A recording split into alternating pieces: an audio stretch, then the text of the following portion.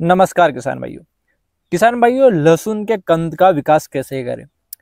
किसान साथियों, लहसुन का जो कंद है उसका विकास करने के लिए हमें लहसुन की शुरुआत से ही तैयारी अच्छे से करनी पड़ती है।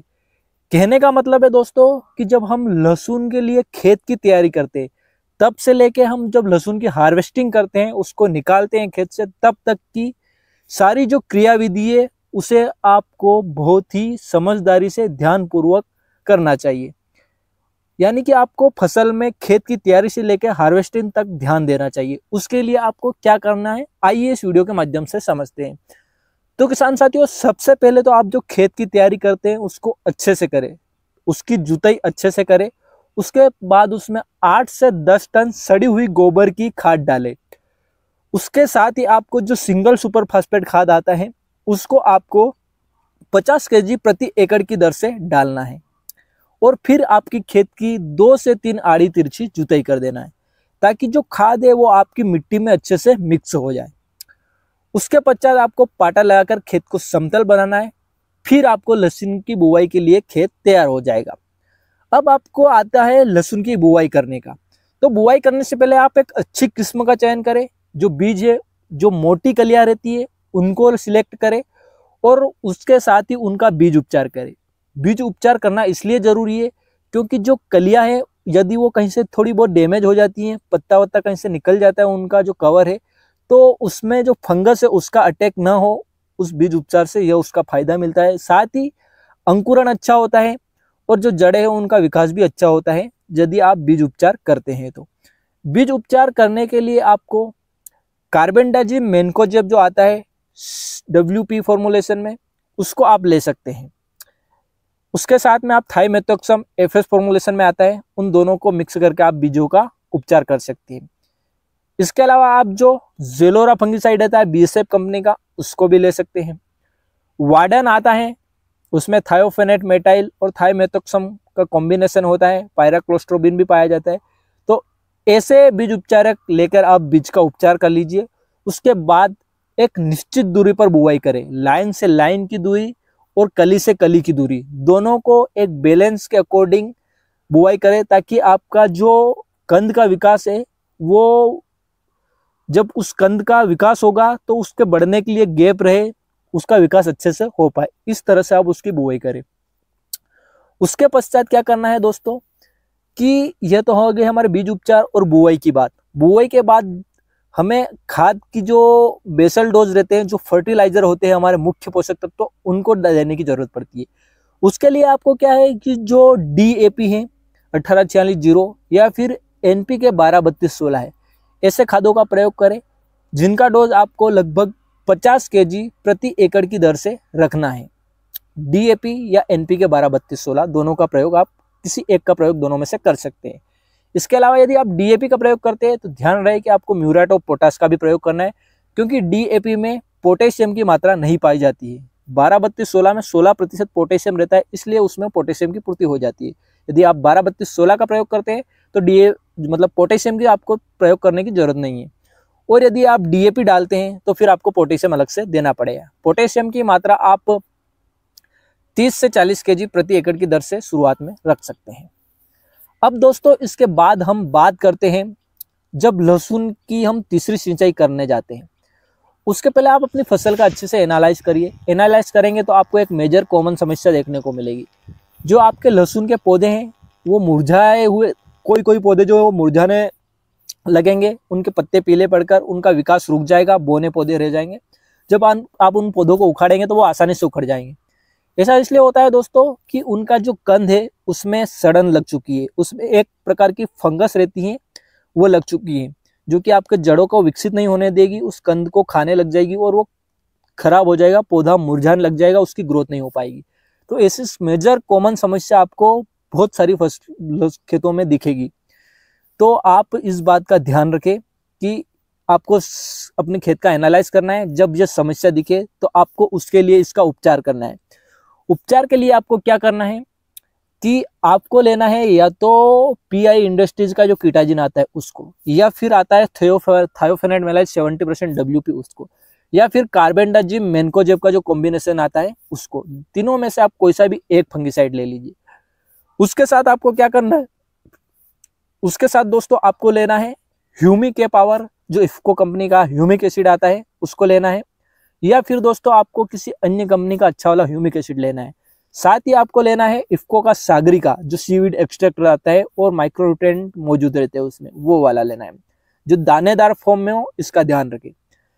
या फिर आप सुमिटोमो कंपनी का लाटू भी ले सकते हैं, या फिर आप बायोविटा का भी उपयोग कर सकते हैं। कोई सा भी एक अच्छी कंपनी का जो seaweed extract plus micronutrient content आता है वो वाला लीजिए।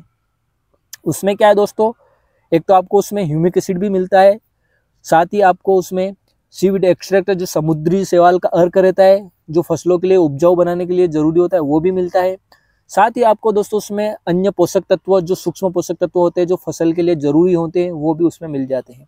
तो आप ऐसा एक माइक्रोन्यूट्रिएंट ले लीजिए, और इन तीनों चीज़ों को दोस्तों, ह्यूमिक एसिड, सीवीड एक्सट्रैक्ट और जो फंगिसाइड है, इन तीनों को आपको अच्छे से आपके खाद में मिक्स करना है। यदि आपने पहले फर्टिलाइजर जो DAP 12-32-16 जैसे खाद है उनको दे दिया है, तो फिर आप यूरिया खाद में मिक्स करके उनका भिड़काव कर दीजिए, और उसके पश्चात आपको सिंचाई करना है। यदि आपने DAP या NPK 12-32-16 किसी कारणवश बेसल डोज के तौर पर उस समय नहीं दिया है, तो आप अब दे सकते हैं उनमें इन चीज को मिक्स करके। इसके बाद जब आपकी लहसुन की फसल आप सिंचाई कर देंगे, उसके पश्चात 1-2 दिन बाद देखने जाएंगे, तो आपकी लहसुन की फसल में अलग ही चमक दिखेगी आपको, क्योंकि उसमें पोषक तत्वों की पूर्ति हो जाएगी, फंगस जो लगी हुई है उसको कंट्रोल हो जाएगा, उसका कंट्रोल हो जाएगा। साथ ही आपके पोषक तत्वों की पूर्ति होने की वजह से पौधों का विकास अच्छा होगा। ह्यूमिक एसिड मिट्टी को भूरभूरी बनाएगा, जिससे जड़ों का विकास अच्छा होगा, और अन्य जो एक्सटर्नल पोषक तत्व आसपास मिट्टी में पड़े होंगे उनको भी पौधे ग्रहण करने लगेंगे ह्यूमिक एसिड की वजह से। यह कार्य ह्यूमिक एसिड का होता है दोस्तों।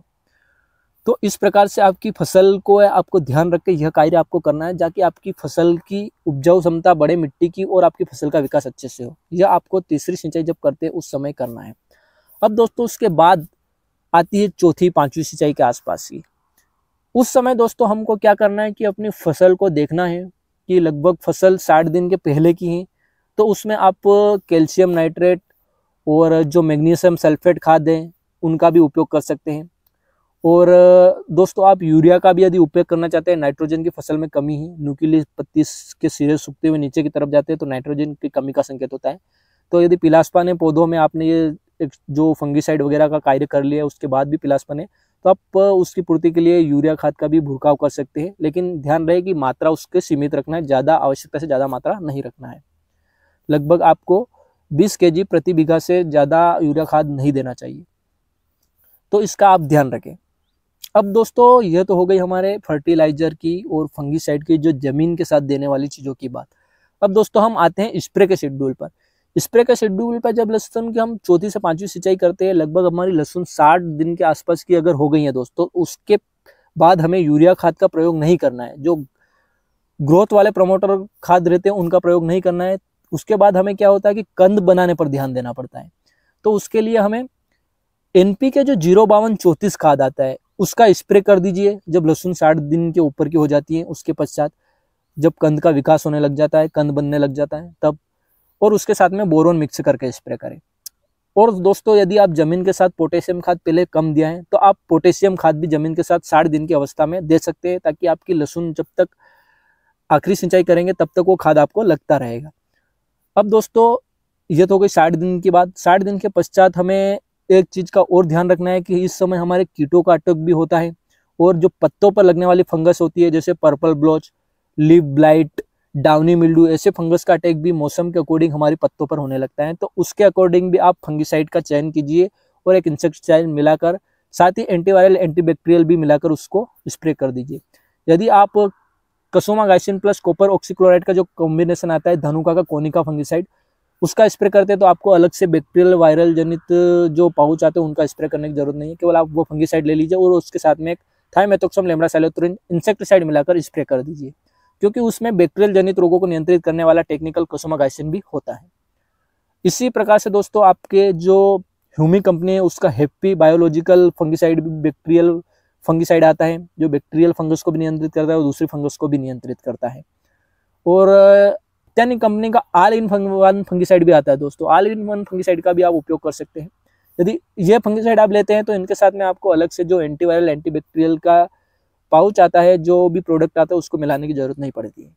यदि आप दूसरे फंगिसाइड लेते हैं जैसे मेटालेक्सिल, मैनकोजेब हुआ, जिसमें बैक्टीरियल जनित रोगों को नियंत्रित करने की क्षमता नहीं होती है, ऐसे अगर फंगिसाइड आप यूज करते हैं तो उसके साथ में आपको फिर एंटीवायरल, एंटीबैक्टीरियल वाले जो प्रोडक्ट मार्केट में मिलते हैं उनका उपयोग भी करना चाहिए, ताकि आपकी फसल में अगर बैक्टीरियल जनित रोग लगा है तो वो भी नियंत्रित हो जाएगा। इसके साथ ही दोस्तों, जब लहसुन की फसल 70 से 80 दिन के आसपास की हो जाती है, जब कंद का आधा निर्माण हो जाता है, लगभग 80 से 85 दिन के आसपास कंद, तो उसके पश्चात फिर आपको दोस्तों 0050 का स्प्रे करना चाहिए जब आप कीटनाशक और फंगिसाइड स्प्रे करते हैं, क्योंकि आपको कीटों को और रोगों का तो हमेशा ध्यान रखते हुए समय समय पर स्प्रे करना चाहिए। तो उस समय आप उसमें 0050 और बोरोन का मिला कर स्प्रे कर दीजिए।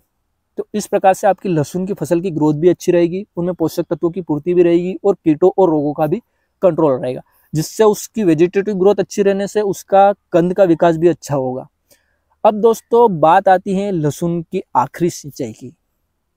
तो दोस्तों आखिरी सिंचाई में एक बात का आप अवश्य ध्यान रखें कि आखिरी सिंचाई आप समय पे करें और खेत का अच्छा खिंचाव आने के बाद में आखिरी सिंचाई करें। आखिरी सिंचाई करने के पश्चात दोस्तों आपको फिर से लहसुन की सिंचाई नहीं करना है, क्योंकि दोस्तों लहसुन की आखिरी सिंचाई समय पर करना बहुत जरूरी होती है। यदि आप उसको अवर समय पर करते हैं तो उससे आपके जो कंद है उनके फटने की समस्या आती है, कलियां बिखरने की समस्या आती है, फुट कली माल निकलता है, पर्दा बिगड़ जाता है। ऐसी मेजर समस्याएं आपको लहसुन की फसल में देखने को मिलेगी। इसलिए आखिरी सिंचाई आपको जब डोरी वाला पत्ता आता है वो आपका लगभग 15 से 20%, 30% आपकी फसल में देखने को मिलने लगे, निकलने लगे, तभी आपको आखिरी सिंचाई कर देना है और उसके बाद सिंचाई करना छोड़ देना है। यदि आपकी ऊंटी लहसुन की फसल है तो 15-20% यदि आपको ऐसी ये दिखे डोडी वाले पत्ते, तब आप आखिरी सिंचाई करके छोड़ दें। और देसी लहसुन की फसल है तो आप 40%, 30% से जब डोडी वाले पत्ते दिखे तब तक सिंचाई आखिरी कर सकते हैं। उसके पश्चात फिर आपको सिंचाई नहीं करना है, फिर अच्छा सा खेत का खिंचाव आने दे।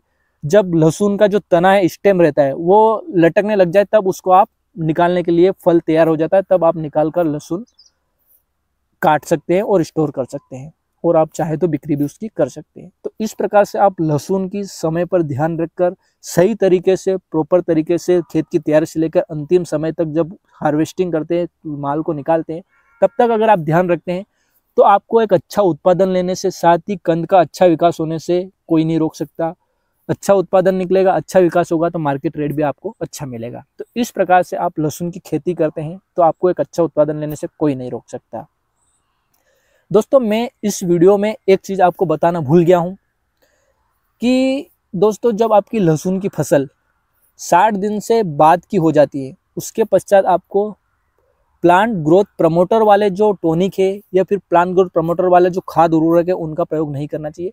उसके पश्चात आपको ऐसे खाद उर्वरक का प्रयोग करना चाहिए जो कंदों का विकास में सहयोग प्रदान करते हैं, जैसे पोटेशियम खाद, जिसमें पोटेशियम की मात्रा पाई जाती है, 05234, 0050 जैसे उर्वरकों का आप उपयोग करें।